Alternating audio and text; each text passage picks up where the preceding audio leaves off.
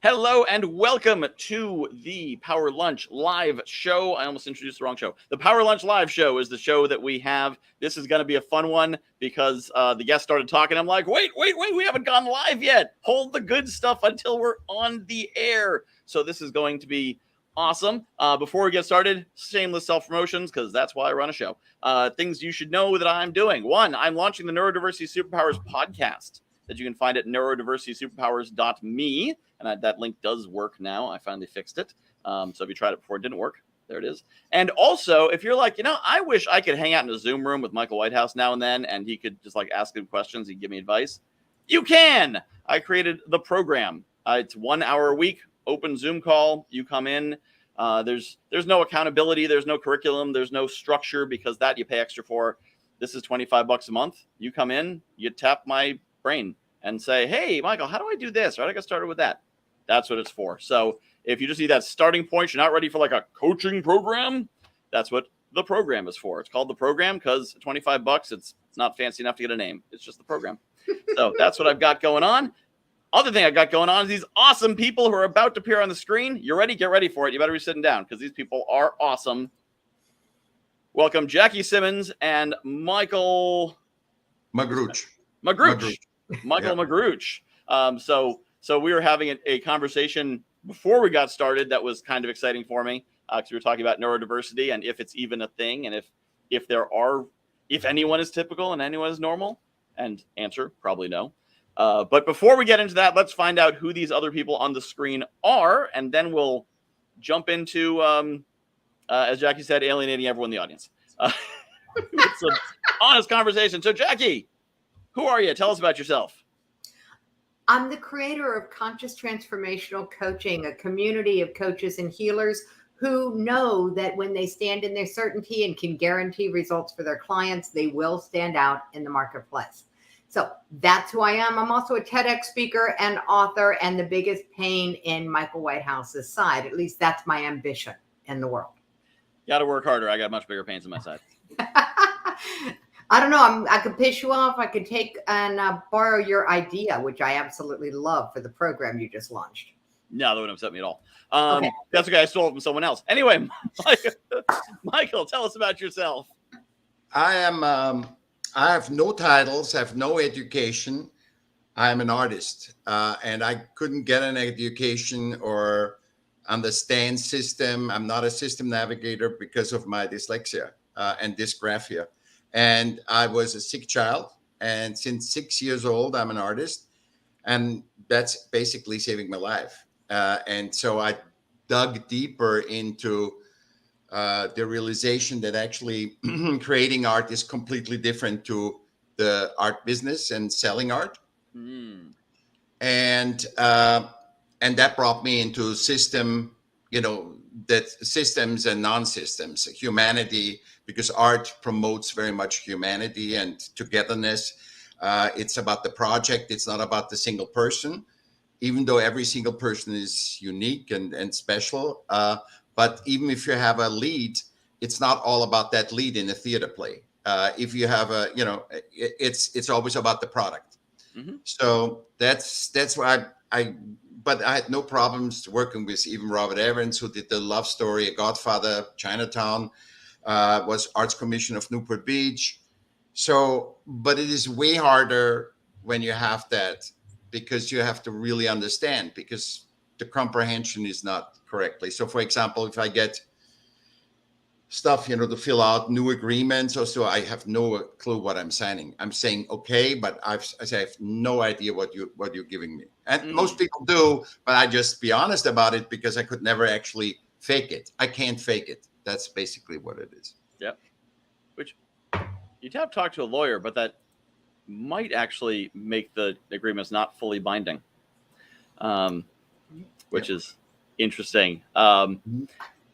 But no, I love the story there. And actually, I talked to there's a marketing guy who I'm going to be having on the Neurodiversity Superpowers show who is dyslexic. And he says it makes him a better copywriter because it leads him to start with the actions first. So when he writes, the action words are first and then the other words. And then he has to go back and put them back into proper English grammar. And first, I pointed out to him he's writing in Latin grammar because that's how Latin does word order. But also, his sentences end up being more engaging and more action oriented because because of dyslexia. And it sounds like your situation drove you, instead of going to school and getting a job, and I couldn't. It wasn't, so you had to do something better. It wasn't a choice. Yeah. I didn't even know that I was an artist by 35. I figured out, looked at my resume and said, oh my God, I'm an artist, and then I said I'm an artist, and the things I write in German mixed. I'm born in Vienna. So I came here when I was 20. And what I do is I sometimes write English and German together and then condense it, and so I wrote 6 books with that, Nice. Yeah. The thing, Jackie, go ahead. Yeah, I'm going to butt in because this is a superpower conversation, and I am all about that. Michael, I will just point out that you have achieved something that people are struggling with in every single area that I know of, and that's how to be authentic. And you cracked the code on authenticity, and you say, but I didn't have anything to do with it. I was just born that way. However, I know a lot of people who didn't crack the code on authenticity, and they are still trying to pretend to be normal. And I have a mentor with a sign over her shoulder, and her sign and her background says, pretending to be a normal person day after day is exhausting. So you already got out of that box, and I'm envious. I've been in that box most of my life. Yeah. No, you pretending can't. to be normal. But the thing is, it took me a lot of time, because it's a lot of shame, for example, because we're so herd animals, right? We want to belong. So there's that drive that you can't do anything about it. You want to belong. And at the same time, you don't belong. The system, the man-made system excludes you, because it says we are so limited. We are not limited. So, we were limited when we created, when we separated gender. The system cannot handle it. You need to be woman and man, then race, and now sexuality. It's a limited system induced dissonance to separate. Obviously, it's a female and a male, but a cat doesn't think, oh, this is a black cat, a white cat, whatever. It's just, we are part of nature, and so we're all inclusive. That's where the power is. I agree. So there's I think a positive and negative forms of taxonomy of division, because there's certain things that certain identities can do better. Like, I am tall. I am taller than my wife. My identity as tall allows me to get things from high shelves. If we said, oh, we don't have labels, we're all the same. Okay, well, one of us should get something from that high shelf. Who should it be? It should be the tall guy. That's not a label. That's an observation. There's a difference. But even like with so I heard about an entrepreneur who intentionally hired for people on the spectrum, the autism spectrum, to take advantage of the people who lacked that filter. So most people have a filter, so they just don't see things. 90% of what you go by just does not enter your brain. Subconscious says no. So that makes us kind of bad at things like proofreading, checking for errors in code, things like that. So we hired people on the spectrum to do quality assurance work on computer code, because they could sit down with a million lines of code and read through it, and on line 173,000, they're paying just as much attention as they were on line 1, because their brains don't filter. So they had something that in day-to-day life made them almost non-functional, because they couldn't filter out noise in the mall. They couldn't filter out, the gum wrapper in the classroom, so they couldn't hear the teacher. But you put them in a quiet room with a stack of computer printouts, and they're superheroes. They're amazing. And so I think that's a place where it's valuable, like knowing I have ADHD, and then knowing what that makes me good at, and also knowing what that makes me not good at, like things I shouldn't be doing.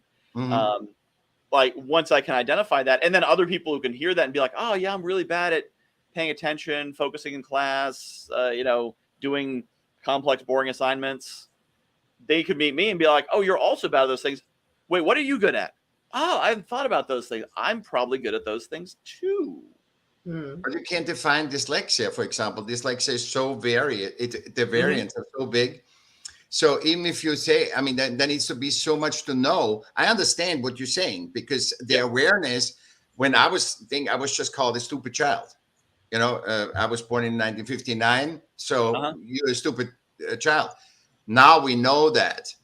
But do I need a system to see? The problem is we live already in a metaverse.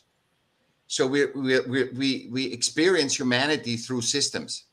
So you get born, you step on an elevator, you go up Macy's, and Macy's is your world, or whatever. In India, wherever you are, that is your world. So now the thing is, we need to experience humans through humans. And I see that Jackie is a woman, you know, but I see her as a human first. Because the thing is, because there's women that are way more masculine than men. They're harder, they're better business people, and vice versa. There's the men, they're way more feminine than any woman can ever be. They have more feeling and anything. So the differentiation is off. We need to see, we are in a consciousness crisis. We're not in a crisis where we need to learn new words or new apps or new change our way of being. We need to be conscious what we're playing, and that we are already in a metaverse, that we are not, you know, we already experience humanity through, you know.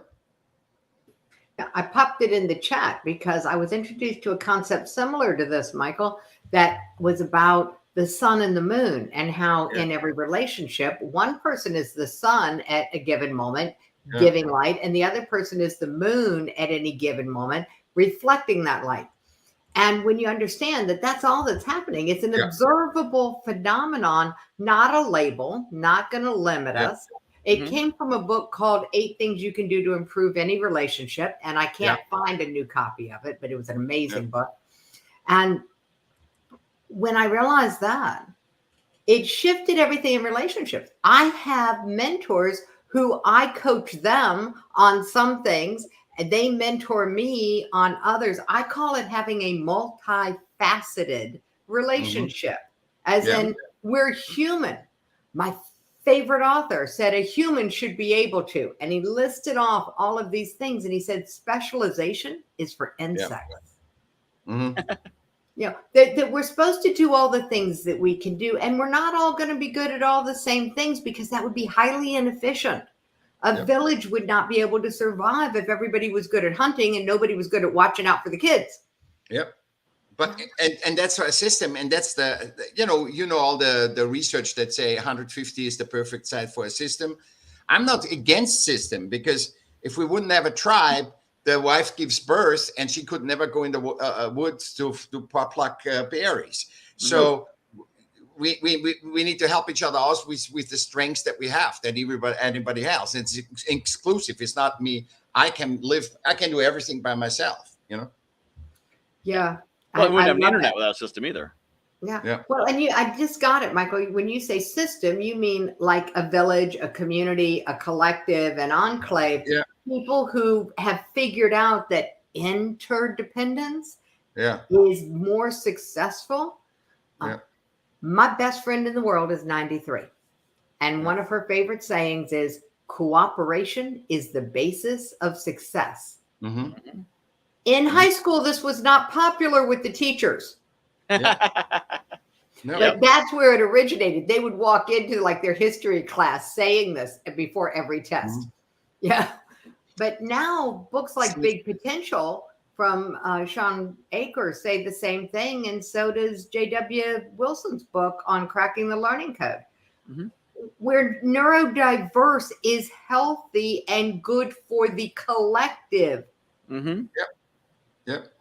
I see context. I mean, I see context better than anybody. I mean, I saw, and I don't invent anything. I don't come up with stuff. I just unveil things. So, for example, with art, it's all here. I think art is a human superpower, number one. It's the second superpower that I defined is communication, healthy communication. And the third is our superpower of adaptability. because you couldn't stay in a tiger cage for 3 years, so we can adapt, but that's all. We have to be aware of those 3 superpowers, because through our adaptation, we can make systems work, but the system should be not. We shouldn't be system adaptive only. We can do that anyway because we are human adaptive. We 3 adapt to each other, but we can also. The system need to be humans adaptive, because systems haven't given birth to nature nor humans. So we cannot submit. It's like having a doll. You create a doll, you start talking to the doll, and then say, hey, what is the next social media strategy that I should do? You can't submit to something you created. You can't bring God down and say, live amongst people. It's impossible, but we every day we do it. We kill 80,000 people in a war in 5 months in Ukraine, and then on the other side, and I think those are extremes to show us our limitless potential. And then we have beautiful things like Apple and beautiful beautiful cities, New York and stuff. We create all this, and we shouldn't be that. We shouldn't be all Jeff Bezos. We shouldn't be all Elon Musk. Those are extremes to show us this is possible in this system. Wouldn't it be nice if everyone focused on being extremely themselves? Exactly. But all this stuff with the school. The school thing. They say there's more and more people coming out and says that 97% of people are born with a unique gift, which is concurring with our theory that it's all inclusive, right? And then after schools, because the first 7 years is is how can I survive as a physical being, and then I changed, and there are 3 gifted kids are 3. It gets down to 3% from 97 to 3% when they finish high school. It's insane. Well, if you look at the coaching world, you find a lot of people sometime in their 40s, sometimes 50s, is when they discover, oh, wait a minute, I have been a cog in a machine for the first 4.5 decades of my life. Maybe I should be a human. And there's this I don't know how big it, multi-billion-dollar probably industry of people trying to discover how to be human fundamentally. A lot of it is expressed through how to build a business and marketing and authenticity, because you got to make a living, and partly it's partly to get your humanity. Huh? How to express our gifts in a way that we can monetize them without guilt. Because we got handed down to us this whole thing that if it comes easy for you, nobody should have to pay you for that. Oh, yeah. It's backwards, I believe. Exactly. And one of my early mentors, thank God, said, Jackie, what comes easiest to you is what you should be paid most for. Who knew? It's not the way I was raised. What I was raised with was this work ethic that said you're supposed to work what? Hard. No. Work easy. Lazy is the other lie, that people are lazy, right? There is no such thing as lazy, because the CEO that works 60, 80 hours comes home on the weekend and tinkers on his car, in his garage, or in his garden. I mean, why would he do that? Why would a guy that works 80 hours a week go and is the head of the heads, is the chief of the chiefs, and why would he go at home, tinker on a freaking car and get dirty and dig in the garden? Why? Because people say it, and he should do it? No, he does it because he likes it. Yeah. Well, and Jackie, to your point about the going down that right path, I encountered something that held me back at first in my business. So for those who are meeting me for the first time or haven't heard the story, my life as it is began in March 2020.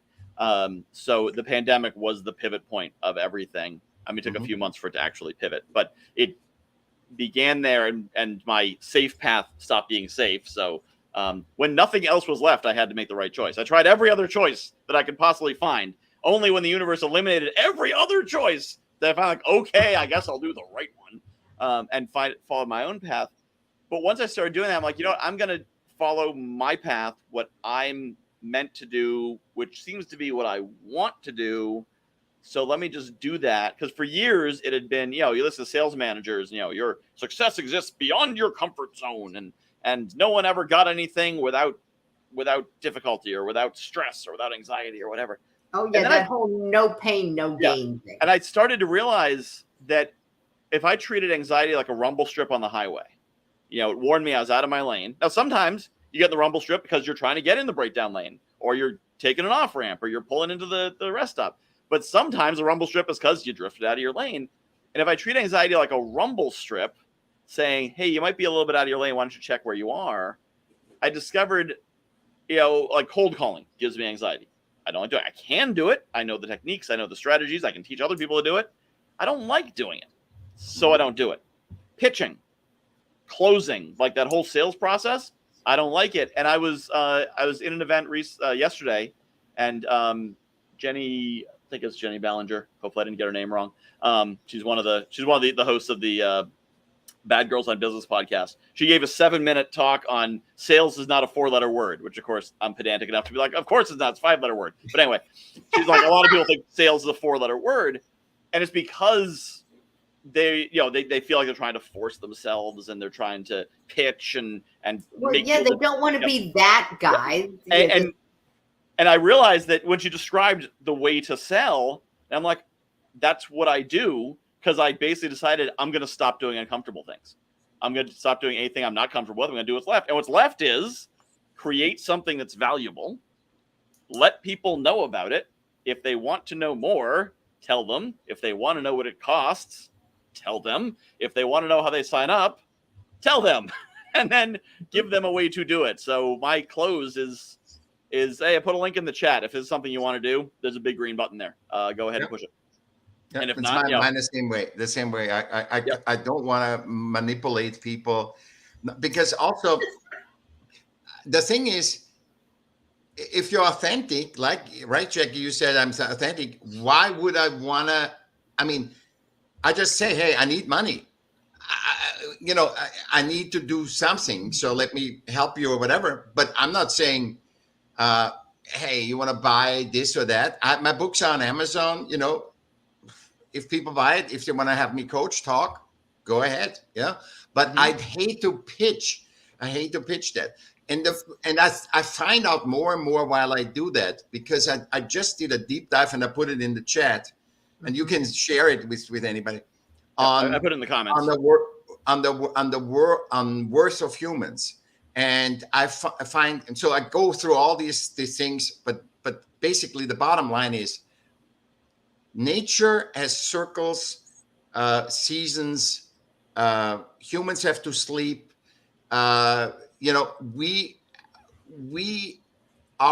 whole being, of any power that we have or might have, is predicated on balance.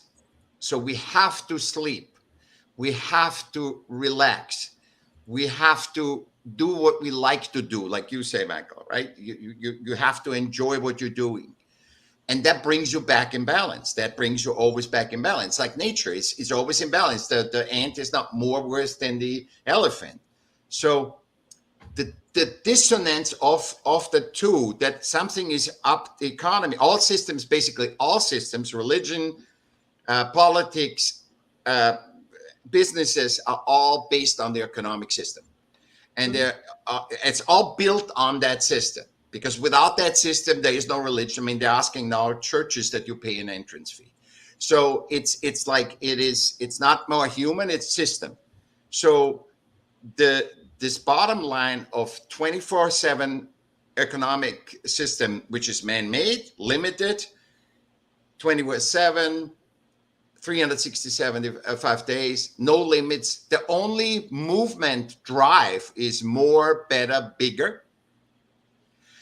And that doesn't work with humanity. That doesn't work with nature, because you have harvesters that are great, but then you have a harvest that doesn't.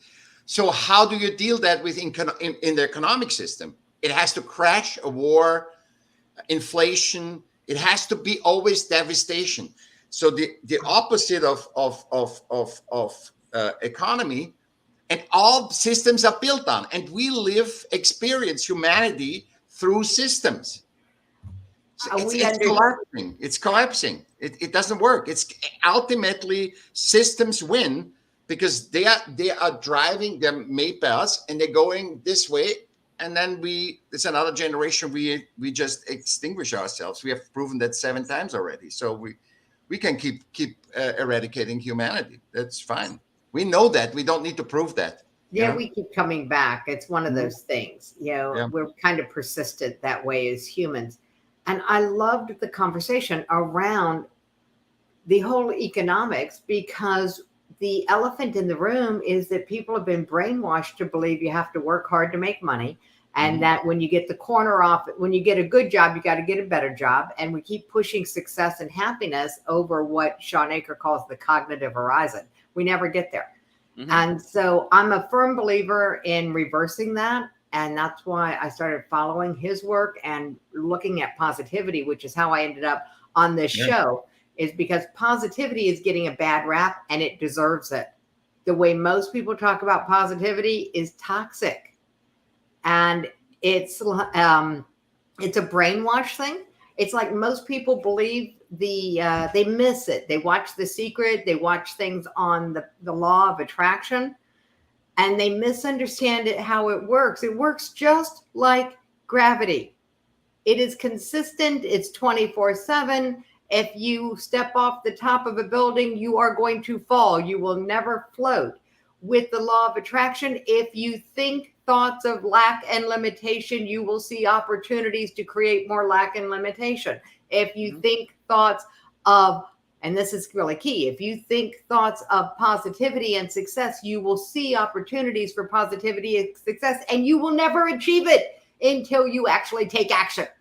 But Jackie, I have a thing. I agree with you, but I found in that dive, I found that there's 2 things I really have to point out. Number one, what we got conditioned since we were born was the world has to be sunshine every day. If it's not, we can sell you a Ferrari, a pill, a face job, right? So that's a lie. So the positivity doesn't mean it's always sunshine and you're always happy. Exactly. We are inherently positive. I think we are inherently positive when we are not disturbed. When we're not disturbed. When we're not unhappy, we're happy. I absolutely believe. And we are also benevolent. It's only the disturbed people that are system disturbed, and the system disturbs you because it is counter you. It says, hey, you need to sleep only 4 hours. I can do it. I can do it. I mean, look at the industry of sleep. They give you things in 2-3 hours. You can be, and now they found out with all the science that we really need more. And that's another industry. So basically, we are always in a mind construct, always in the future, in the past. We're never in the moment. We're never enjoying this right now here. Well, I will just pick at the word never, because I happen to be in the present moment and absolutely enjoying myself. So always and never may not apply, but it could be pretty close to that. And I will argue with something you said. You said you believe we are inherently positive. And I know the brain is inherently negatively biased. At least that's what I believe. Because the majority of what's running the show is not our neocortex or our prefrontal cortex. It's the limbic brain. And the limbic brain is naturally negatively biased. Because if it wasn't, Og the caveman would have gotten curious about that shaking bush, gotten eaten by the tiger inside of it, and never passed down his genes to us. So the vast majority of our working brain is negatively biased. It's only recently that we've added this other piece where we can choose to be positive. But people forget. They're going to have both. We have to have contrast. We live in duality. We have to be conscious that we have a reptilian or limbic brain. Mm-hmm. That actually makes us see the saber-toothed tiger coming to the thing. That's why you can't say, oh, you shouldn't see that's a female. You shouldn't see that's a race or a certain race. We had to decide whether somebody was dangerous from far enough away that they couldn't run us through with their sword. Yeah, I mean, there's this. That goes in the background, because when you should not have any fear. I mean, if you were wired correctly as a human, You should only have a fear when a saber-tooth tiger comes. You should not be in constant fear that you in the future, in a mind construct, can survive. You know, so or that you lose your beautiness. You're the most beautiful person, and you're getting old. You know, so it's you bring it in all this conditioning.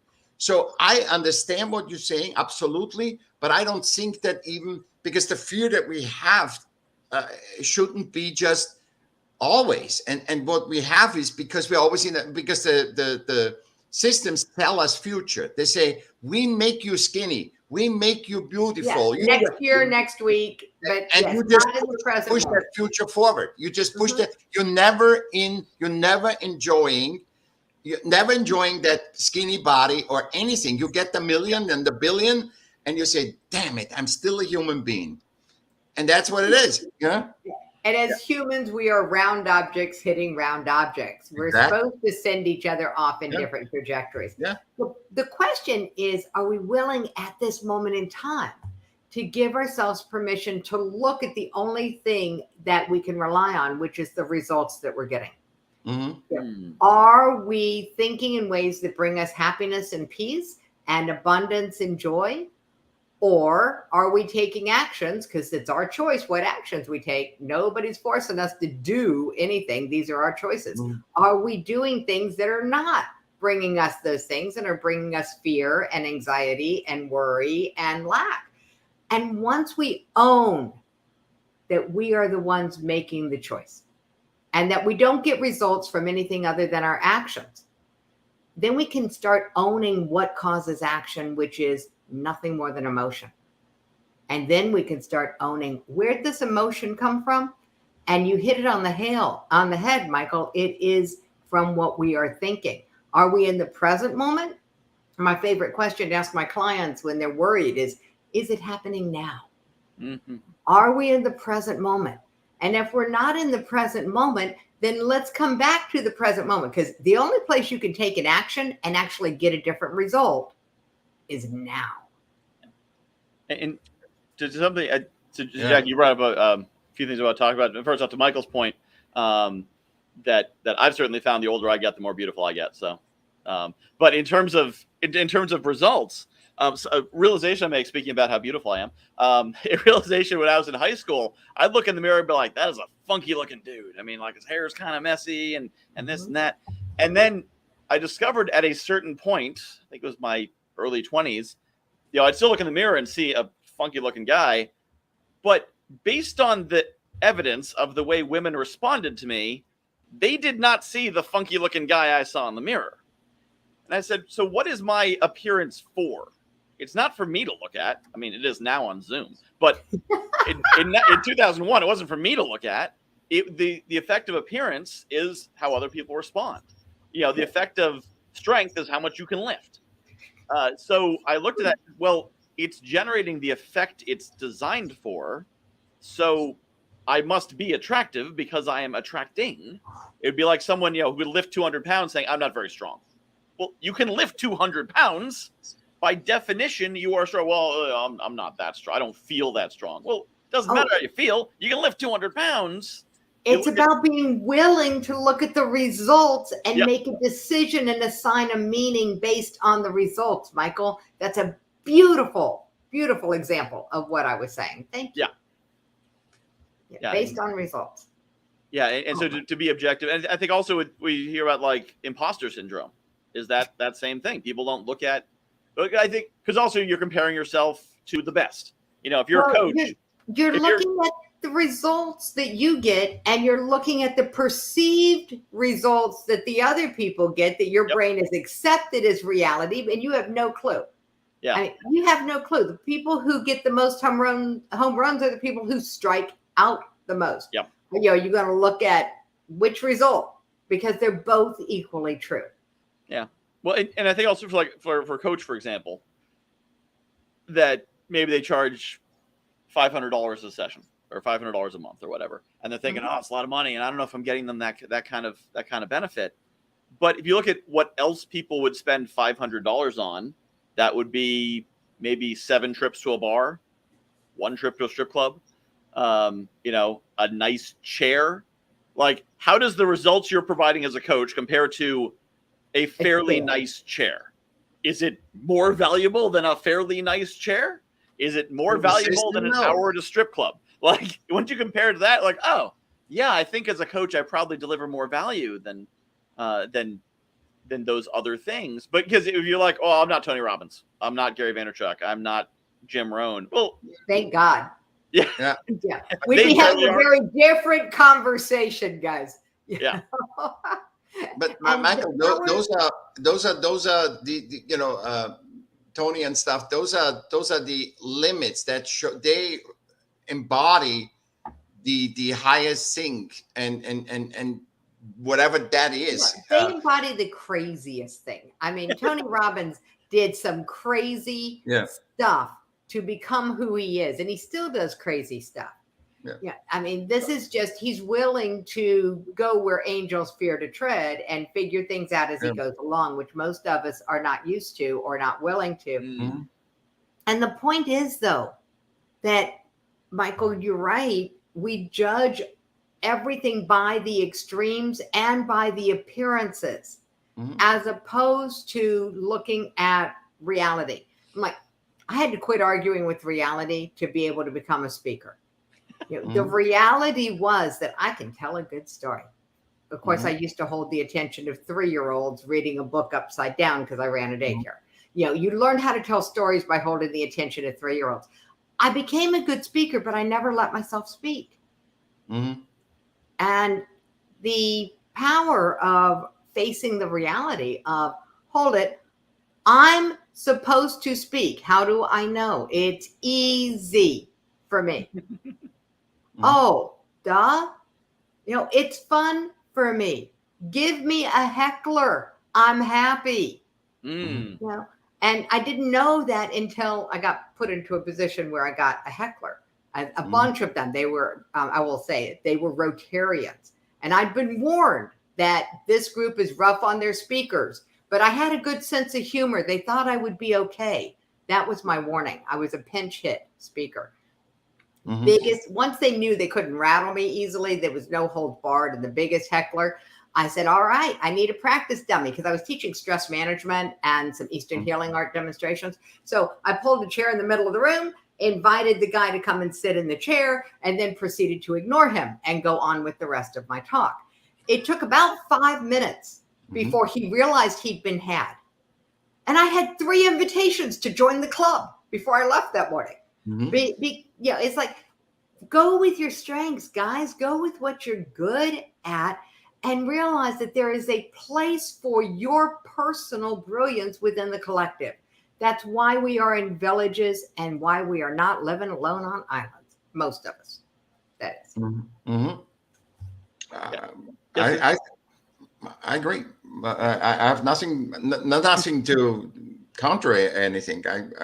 Well, and this has been a great conversation. So I often say that this show has 2 producers. We used to have one. The one producer was Serendipity, and then as the show got bigger, we had a second producer, which was Random Happenstance. So those 2 producers do a great job of bringing the right guests at the right time to create the right conversation, at the right time. Because I'm thinking of this in juxtaposition with the Neurodiversity Superpowers podcast I'm launching. And the mission of that show is to change the conversation about neurodiversity. Because even when I searched Neurodiversity Superpowers on YouTube, so I'm like, okay, other people are clearly having this conversation. I'm sure I'm joining the party already in progress. I'm watching these TED Talks. It's 12 minutes of how difficult it is, and the bullying and the accommodations, the challenges, and then 3 minutes at the end. Oh, but by the way, I guess sometimes it's good. And I'm like, your talk is called Neurodiversity Superpowers. Like, did you forget this? There's 2 words. Whereas to me, I started meeting people. I did an interview with someone that got this all started, where I said, "What makes you awesome?" And he said, "Asperger's." I'm like, "Whoa, what do you mean?" He says, "I can see systems and processes and opportunities other people don't, just because like he sees the matrix, And if he didn't have Asperger's, didn't have autism, he wouldn't have the opportunities he does. There's challenges, and he had to deal with those challenges." But there's also the opportunities. So, they come in balance.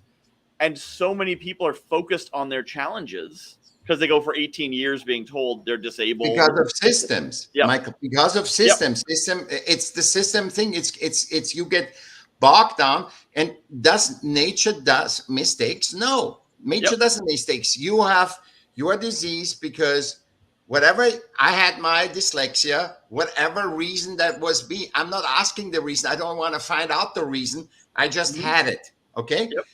And there's no, and I should be worthy because whatever I have, I'm physical. So since no system has created me, I have a place in this society. Yeah. I'm figuring it out. That's my path. I'm figuring it out. That's what the life path is. You don't know what it is human. So the first 8 years, you find out what it is to be human. And then you unveil what is your essence? What is your essence reflecting? With me, it was an emergency because it always brought me back to art, but it also made me see art and understand that because you're bringing in the creation of art. I'm not talking about the system of selling. That's like a Walmart. But I'm saying the system of creating art or creating anything is you have an inspiration and you have a connection with your unknown, a non-physical to the physical. And you go back and forth, non-physical to physical. And you can't do this outside of the moment. You have to be in moment to be in balance. And therefore, to feel balance is create. You want to get the feeling of balance, start creating and just create what comes in and just interact. Oh, I start with blue, but now I want to add yellow to it, or now I want to get red to it. And sooner or later, that creation that you created takes over. So first you are the master, and then there's a pivot point that to get to the other thing. And all, even PTSD, all these neurodiseases, depression stuff, why are these artists, they're hypersensitive? They're all hypersensitive, these artists. There's more ADHD and dyslexia in artists than anywhere else. And they all go tinkering. They make very tiny little things and they go into extremes. But what that does, it brings them in the moment and then they're aligned as a human. And that makes them feel good. That makes you feel so good.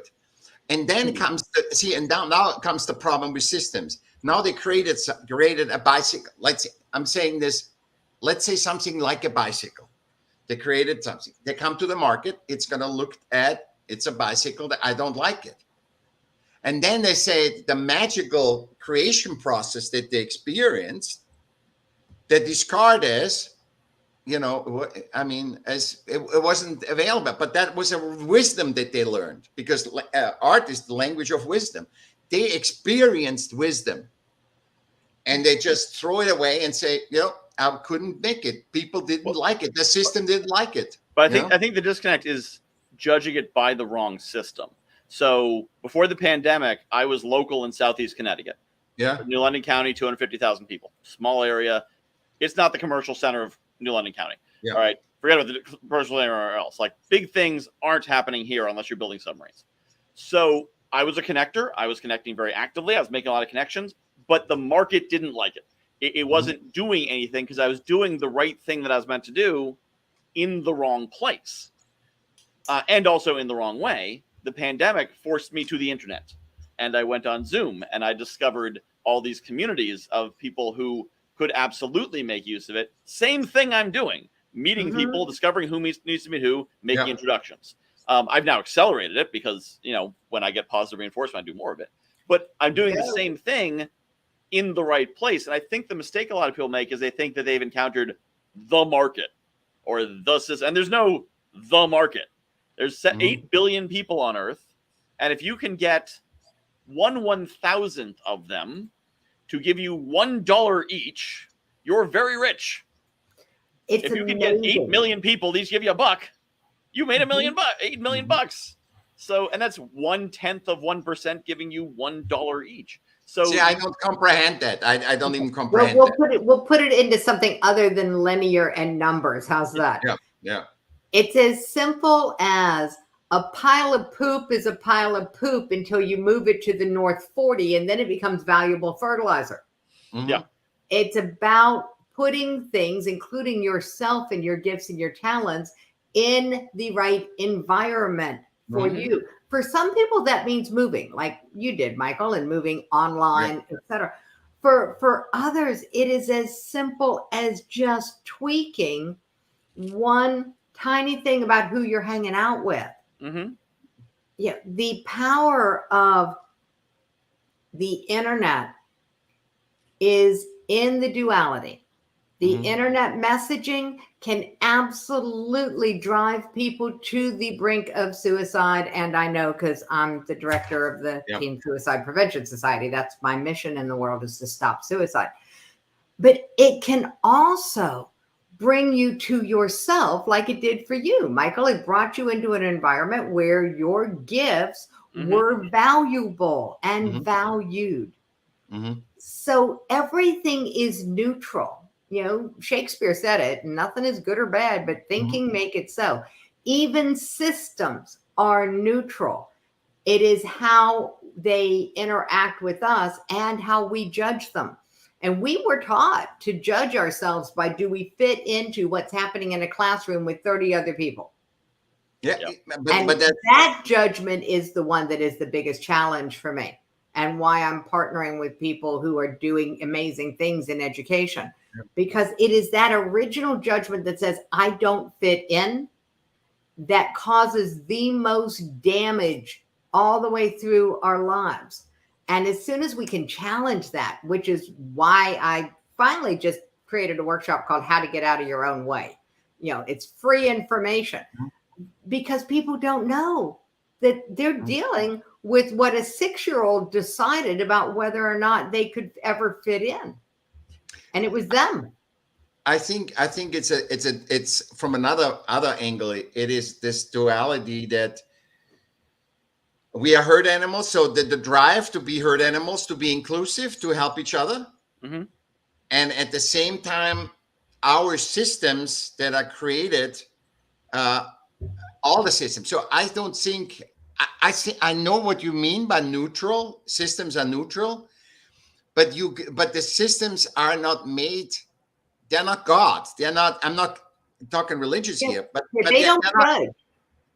The systems are like a doll, and our behavior is wrong towards the system. I don't think the systems. Yeah, the systems are money. Money is neutral. A gun is neutral. If you look at a gun, you can hang it up as a aesthetic piece, or you can kill people, or you can defend yourself. I hope I understand what you said here. Yeah, so you can use it, but The when gun you is not good or condition, evil. It is the action that is taken with it yeah, that decides. but if you're conditioned that in order to be human, you experience humanity through a system that, for example, separated us for 3 years, basically, that has a war that. I think it's conditioning of. We cannot see ourselves out of that. That's why I'm Oh, saying we I can't. think it's more about looking at that to say what, because I wasn't separated at all. I mean, I was in my house for 2 years. I Yeah, connected with more people during the I don't pandemic time either. than I ever did before the pandemic. I don't Um, either. I don't either. I'm yeah, just saying, yeah. but it separated humans. But I think it's recognizing that. Well, and we have a unique opportunity in the last 50, 100 years, and especially today, that you can choose your world. So if you were born in the 1500s, then whatever village you were in was the village you were in. Like, you didn't say, I don't really fit in this village. I'm going to go to a different village, because then you'd be an outsider in the new one. You'd be worse off in the new one than the one you came from. Nowadays, you can say, I don't fit in Connecticut. I'm moving to Ohio. And people in Ohio be like, hey, welcome to Ohio. There's no like, you're not welcome to Ohio. I mean, there might be some places, but or different communities, or different online communities, or whatever it is, you can find the place you fit. And the world is big enough that whatever your skill set and whatever your gift is, the world is now rich enough that you can get paid for it. Yeah, the example I use is the artist patron. if you're an artist and the only skill you have, the only skill you have is making fine art. Like that's the thing you're meant to do. Like I can't sell this art. I have no ability in the market. The market doesn't want to buy it. There's someone out there who's making $1 million a year who doesn't know which end of the paintbrush to hold. And yet they can represent your art. Or more than that, they can write a check. They'd be like, you know what? I don't know how to sell art. I don't know art. I don't know how pens work. But you know what I can do? I got a cottage on my property because I got a mansion. I'll give you $40,000 a year. You can live in the cottage. Your job is to make art. I'll be making art with my checkbook. It's possible. Making art with your hand. Yeah. So you just have to find that one person. That's all. Market of one, and then the art could just pile up in the closet for all he cares because he's bringing art into the universe. That guy exists. And once you realize someplace there's some lock that your key unlocks somewhere in the world, you don't sit there in one room and be like, nah, it didn't work. Nah, it still doesn't work. Still didn't work. You start going around and be like, let me try. Oh, locks have different tumblers. Let me try different locks. You missed this step. First, people have to believe that there is a lock that they're. Well, no, I understand. I'm not saying,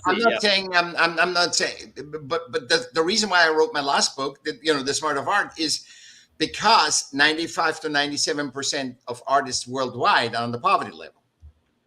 That same applies to most coaches, most healers. Yeah, exactly. Anyone who is following their heart because they were brainwashed to believe that what they were doing was not as valuable as entertaining. Yeah. And this is my soapbox. I mean, I believe the people who make the biggest impact in the world should be paid the most. And those are our preachers, our teachers, our healers, and our coaches. And they are on the opposite end of the spectrum predominantly. They're getting by, but not getting great. So you hit my other mission. I think that when we solve that problem. How do you pivot that? Oh, I pivot it by getting to the one person who I have the most influence over, me. Solved it for me. Now I solve it for other coaches and healers. I'm a force of one who now has 17 people in my certification program. So I'm multiplying, and we are going to build a movement of this, Michael. I am determined to solve this problem in my lifetime so that the people who can influence and who can improve humanity the fastest have the most abundant lives so that it's easier for them. And they're not spending their time doing what they're not good at. And they spend their time making a difference and being rewarded for it. I did this in 2015. I started the self-aware art movement, in Laguna because of artists didn't know. They were so distraught. They didn't know why they do what they do, and they couldn't verbalize it. So they couldn't verbalize their essence. So they just painted and they say, okay, that's what I do. But there was no depth to it. It's like what coaches do today. Most coaches, they're not really knowing what their value is. And I personally, I'm a certified coach, but I've never used it. But except for yourself, darling. You have coached yourself into greatness. Like psychiatrists, right? So I dove in, and I feel what coaches should sell is balance, the ultimate power. All coaches should sell balance because it's the ultimate power. That's the book I want you to write. Or an article on how balance is powerful. Because you say it and you know what you mean when you say it. My brain can't translate it. So I need more information on how balance equals power, how balance is valuable for my clients. Because I'm one of those people who I'm like, don't give me balance. The most affluent people in the world are some of the most unbalanced people. So, and the people who change the world are not balanced people. So I want more information about what your definition of the balance of the power of balance. Oh, I said it backwards. I want your definition of the power of balance versus the balance of power. It's probably a thing with sustainability of systems and sustainability of humanity. It's connected with that. If you want it sustainable, you can't have one force going 24/7, 376 full, only going big, big, big, or collapse. You have to get it with the essence of those systems, because without humans, systems cannot live. I will. I mean, I've written about. I'm in the middle of writing a thing about coaching, so Oh, cool. I will add that anyway in it. So, All right. When you get that done, I'll interview you on my podcast, and then I'll actually be able to deep dive into this one little tiny piece because that's really fascinating to me. yeah, to me too. And together we can do it. I mean, it's inclusive. So I'm not worried about it. So whatever I miss, you get. It doesn't matter, So I think balance is what coaches should sell. I think because they sell, because how do you balance? Now you're making $1 billion. So how do you balance your whole life? Where the other parts of your life looking at? So when you look at the other parts, so how do you bring balance in it? And see, the system allows you, any system allows you in a limited way, be very successful in a very short time. But the rest of the thing collapses. And that's why, I don't know, Michael, how many businesses make, I think it was once 9. It was that 9 of Disney that he went bankrupt 9 times, or the 9th time he was successful.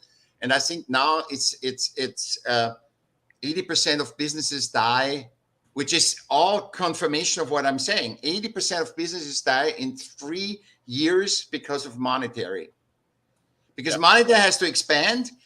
80% that because of I think you said it really well, and I'm like, Disney. Oh yeah, Thumper. You have to watch both ends at the same time. Exactly. Yeah. Yeah. Yep. So speaking of both ends, we have come to the end of the hour. Thank you. Although it probably did not feel like an hour. That was this is the first show I think where I've just kind of like set you loose and be like, all right, just go. And it's an hour, we're done. Because you took off together, and the producers, great job. Great job, producers. I'll only point out the camera. Great job, producers. Forgot this camera reversed.